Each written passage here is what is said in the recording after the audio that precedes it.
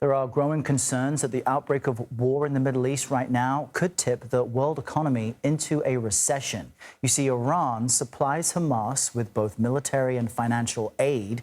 And if Israel is brought into direct conflict with Iran, Bloomberg Economics estimates oil prices could soar to $150 per barrel. I think right now it's around $90 per barrel.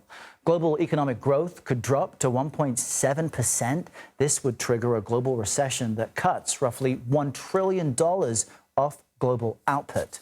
Sultan Meghji joins us now. He's a former Chief Innovation Officer for the Federal Deposit Insurance Corporation, FDIC. He is currently an adjunct associate professor in the Pratt School of Engineering at Duke University. Great to have you with us. Speak to us more about this potential impact that the ongoing war, which is expected to get worse, has had so far on the U.S. economy, and what may likely happen if things get worse as we expect.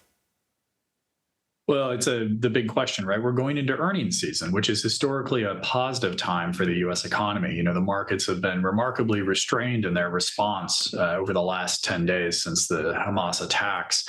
So we're really looking for the next 2 weeks to see what the Israeli response will be. And there are really two paths that can go forward. One is a fairly muted response, you know, let's say going from roughly $90 a barrel for gas up to about 100. And then the second is, as the lead-in said, you know, up to 150 if there's all-out war. And if we think back, I remember gas prices soared to record levels after Russia invaded Ukraine. Now, Bloomberg Economics is warning we could see the same thing happen as a result of the Israel-Hamas war. What do you make of that, and what might the timeline be? The timeline is the most interesting question, right? The next 2 weeks are going to be critical. You know, we're coming out of the last 3 months of a fairly significant decrease in gas prices, as I'm sure many people watching are aware of. The question is will that end, and then will the prices go back up? It's not clear without all-out war that we'll see a significant increase in gas prices.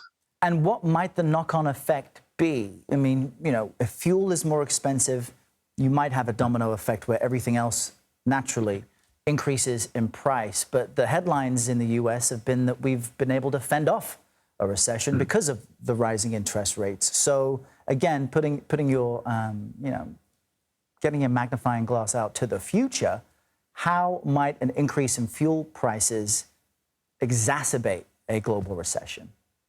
Well, I would replace a magnifying glass for a magic 8-ball for many of us. But, you know, the thing to remember is it's not really one economy globally. There are lots of economies, and they're all interconnected.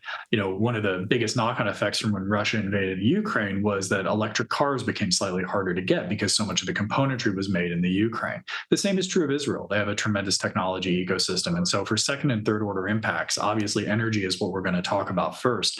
But there are tremendous other impacts in terms of technology, biotech, healthcare, a variety of other sectors that could conceivably be negatively impacted. That's why we're all paying a lot of attention to this. This has far more of a widespread potential impact than macroeconomically than the Russian invasion of Ukraine. Yeah, no, you make a good point. This has so many components to it. It could move any number of directions.